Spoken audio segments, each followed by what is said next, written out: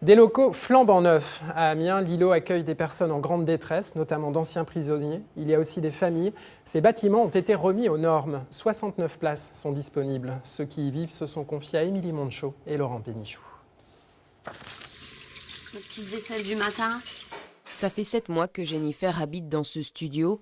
Depuis sa sortie de détention pour une courte peine, elle avait perdu son logement et espère aujourd'hui récupérer ses enfants. En attendant, elle tente de se reconstruire. C'est temporaire, le temps de rebondir, de faire ma formation, de pouvoir passer mon permis, trouver un logement. Et voilà, c'est un tremplin pour rebondir en fait. Et heureusement que ça existe d'ailleurs pour les gens qui en ont besoin. Le centre compte désormais 69 places, soit 12 de plus qu'avant la rénovation. On a chacun notre vécu, notre parcours, nos difficultés et on est tous arrivés ici parce qu'on était en difficulté justement.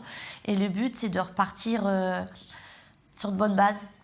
Pedro, lui, est en bonne voie. En contrat de réinsertion dans la restauration, il devrait bientôt décrocher un CDD à temps plein. Ce logement lui permet aussi de garder des liens avec ses enfants. J'étais vraiment dans la détresse, j'avais tout perdu. Je voulais franchement changer de milieu. Par rapport à mon passé, par rapport à ce que j'ai fait, je voulais changer de vie, démarrer, partir sur un autre truc. Ici, je peux accueillir mes enfants, ma famille, les loger avec l'autorisation de la directrice. Pour Gwendoline et Gaëtan, la famille va s'agrandir dans un peu plus d'1 mois. L'accueil des femmes enceintes n'est pas toujours pris en charge selon les centres d'hébergement.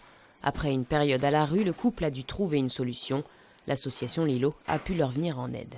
On est un peu libre, on va dire, même si c'est pas chez nous. On s'y sent bien. On sait qu'on a un toit pour dormir. Donc, bon, l'important, c'est que ma fille, elle naisse dans des bonnes conditions. Puis bon, on revit. C'est ça qui est bien. Le centre de la rue Louis Thuillier n'est actuellement pas plein. Il compte 46 pensionnaires.